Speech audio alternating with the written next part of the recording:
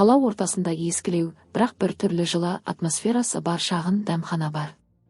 Көбі оны байқамайды да. Күні бойы адамдар асығып өтеді, біреулер автобусқа, біреулер кеңсеге, біреулер үйіне қарай жүгіреді. Ал осы дәмхана ішінде уақыт сәл баяу ағады.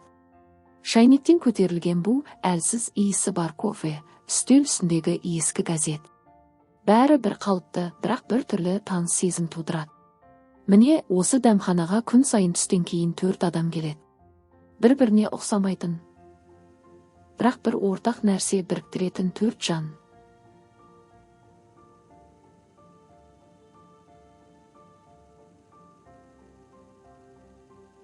Жұмыссыз. Біріншісі Арман, 40-тың үстіндегі бұрынғы мұғалім. Кішкентай көзілдірігі, сұр пальтосы, сөмкесінде әрқашан кітап жүреді. Бір кезде мектептің ең жақсы ұстазы болған, бірақ жүйемен келіспеген үшін жұмыстан қуылған. Балаларға ойлауды емес, жаттауды үйретіп жатырмыз деп айтқан үшін директор оған тәртіпсіз деген айып таққан.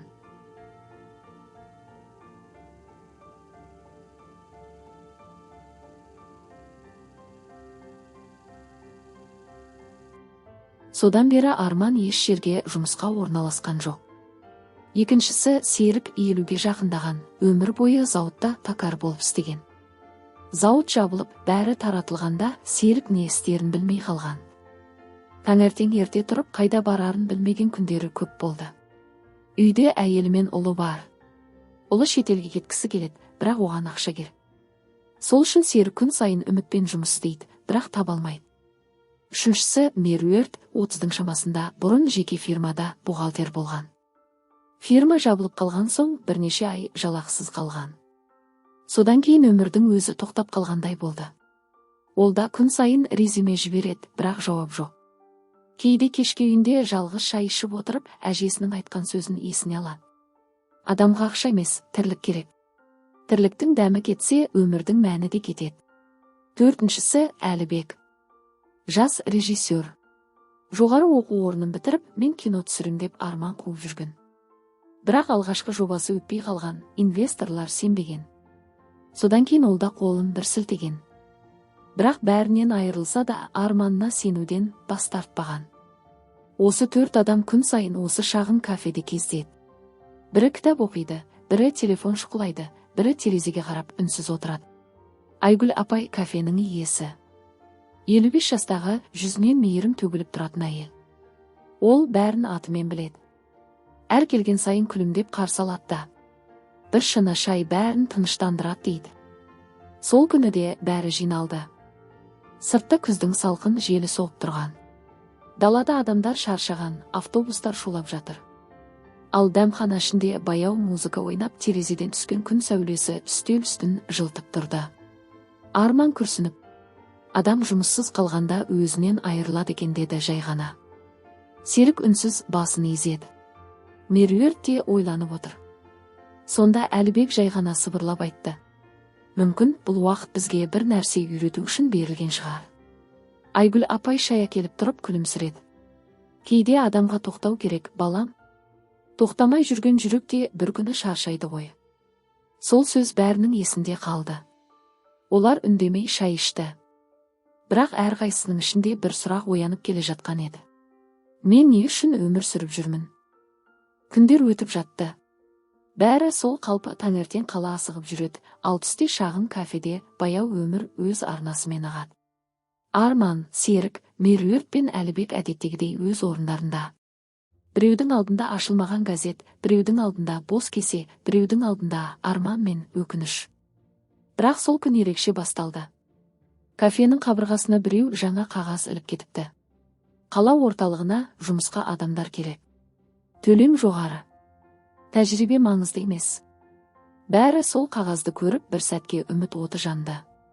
Серік орнынан тұрып телефонын алып нөмір терді. Алло, иә, хабарландыру бойынша, иә, менің тәжірибем бар деді ол толқып. Бірақ ар жағындағы дауыс күмәнді еді. Иә, бәрі жақсы, тек алдымен тіркелу үшін шағын төлем жасайсыз, сосын жұмысқа қабылдаймыз. Серік үнсіз қалды. Телефонды қоя салып терең күрсінді. Тағы да алдау екен деді. Үстел үстінде үнсіздік орнады. Арман көзілдірігін шешіп үстелге қойды. Біз бәріміз жұмыс іздеп жүрміз, бірақ жұмыс емес, өз орнымызды іздеп жүрген сияқтымыз, деді баяу. Сол сәтте Меруерт те ойын айтты. Кеше бір агенттікке бардым. Қыздар әдемі киінген, бәрі жылтыраған. Бірақ көздері бос. Олар да өздерін таба алмай жүрген сияқты. Әлібек терезеге қарап отырды. Көшеде адамдар асығып барады. Қараңыздаршы, деді ол, мына адамдардың бәрі бір жаққа бара жатыр. Бірақ сол бара жатқан жерлерінің не үшін керек екенін біле ме екен? Айгүл апай шай құйып тұрып, жай ғана күлімсіреді. Балаларым, өмір жарыс емес. Әркімнің өз уақыты бар. Кейде тоқтап өзіне қарау керек. Тоқтамай жүгірген адам жолында өзінде жоғалтады. Ол сөз бәріне әсер етті. Арман ойланып, мүмкін бізге жұмыс емес, себеп керек шығар. Таңертең тұрып бір мақсатпен шығатындай. Сол күні кешке дейін олар осы тақырыпта сөйлесті. Әркім өз ойын айтты. Серік балалық арманын есіне алды. Кезінде ол темірден ұсақ ойыншық жасап балаларға сыйлайтын. Меруерт бала кезінде есеп шығаруды ұнататын, ал қазір сандар оған еш қуаныш бермейтінін айтты. Арман ұстаз болуды сағынғанын мойындады. Ал Әлібек бәрін тыңдап отырып дәптерін ашты да бір нәрсе жазып қойды. Фильм идеясы, жұмыссыз адамдар кафесі. Сол түні қалада жаңбыр жауды. Кафенің терезесінен сырғанап аққан тамшылардың астында әрқайсысының ойы тереңде еді. Бірақ бәрі бір нәрсені сезінді, өмір тоқтамаған. Келесі күні бәрі тағы да кездесті. Бірақ бұл жолы үнсіздік жоқ еді.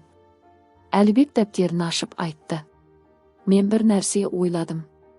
Неге біз осы кафені адамдарға арналған орынға айналдырмасқа? Қалай? Деп сұрады Меруерт. Мысалы, біз секілді жұмыссыз адамдар осында келіп, бір-бірімен сөйлесін, идея алмасын. Арман аға балаларға сабақ берсін, Меруерт есеп-қисап үйретсін, Серік жөндеу жұмыстарын көрсетсін. Бәрі біразға дейін үнсіз отырды. Сосын Арман күліп жіберді. Сенің басың жақсы істейді екен, балақай. Бұл идея маған ұнайды. Айгүл апай да қуанып кетті. Қаласаңдар, мен орын берейін. Бір бұрышқа тақтайша ілеміз. Жұмыссыздар кафесі, жаңа бастама орны деп жазайық. Сол сәтте бәрі бір-біріне қарады. Көздерінде алғаш рет үміт ұшқыны пайда болды. Келесі күндері олар іске кірісті. Серік ескі үстелдерді жөндеп шықты, Меруерт тақтайша жазды, Арман кітаптарын әкелді. Ал Әлібек бәрін телефонға түсіріп отырды. Кешке дейін дәмханаға бірер адам келіп қызығып сұрай бастады. Кейбірі кеңес алды, кейбірі жай отырып шай ішті. Сол сәтте Арман іштей сезінді. Міне, менің сабағым осында басталып жатыр. Сол күні кешке дәмхана бұрынғыдан да жылы болды. Әлібек камерасын қойып кадр сыртында баяу дауыспен айтты. Бұл жұмыссыздар кафесі. Мұнда ешкім ешкімге міндетті емес. Мұнда тек тыңдай білу мен қолдау бар. Кейде өмір саған жұмыс бермейді, өйткені сен өзің жаңа жол бастауың керек. Сол түннен кейін дәмханаға жаңа адамдар келе бастады. Бірі мұғалім, бірі студент, бірі зейнеткер. Бәрі түрлі, бірақ бәрін біріктіретін нәрсе бір жылу мен адамдық қатынас. Уақыт өтті. Кафенің қабырғасындағы ескі тақтайша енді бұрынғыдай емес, оның үстінде түрлі жазулар, алғы сөздер, хабарландырулар, балалардың суреттері тұр. Бір кезде бос орындар көп болатын бұл дәмханада қазір адам көп. Кейбірі шай ішіп отыр, кейбірі кітап оқуда, кейбірі кеңес тыңдауда. Бәрі баяғы 4 адамның бастамасынан басталған еді. Арман енді аптасына 3 рет тегін сабақ өткізеді. Оған мектеп оқушылары мен студенттер келеді. Ол оларға есеп шығаруды ғана емес, өмірді түсінуді де үйретеді. Ойлану ең қиын еңбек, дейді ол әр сабақ сайын. Ал ойлай алатын адам ешқашан жұмыссыз болмайды. Меруерт шағын үстел үстінде есеп-қисап жүргізуді үйретеді. Кейде адамдар оған отбасы бюджетін жоспарлауға көмек сұрап келеді. Бір күні ол, мен бухгалтермін деп ұялатымын, деді. Енді осы мамандық арқылы адамдарға көмектесіп жүргеніме қуаныштымын.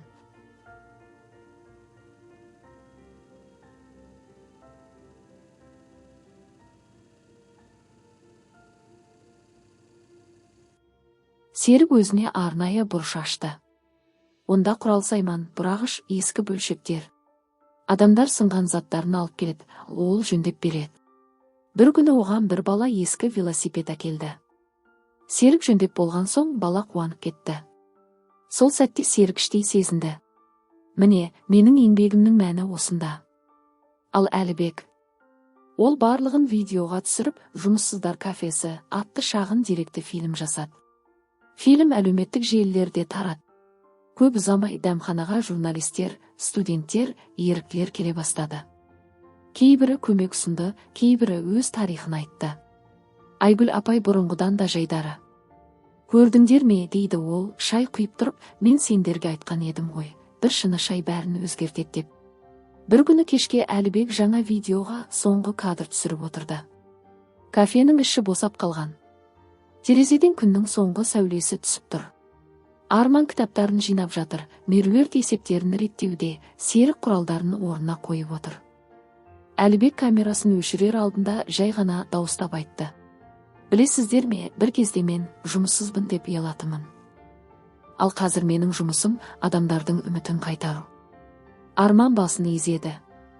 Ең бастысы бос отырмау, балам. Кейде жұмыс тек ақша табу емес. Кейде ол сенің жүрегіңмен істейтінісің. Сол сәтте сырттан жаңбыр тамшылап, әйнектен баяу сырғып түсті.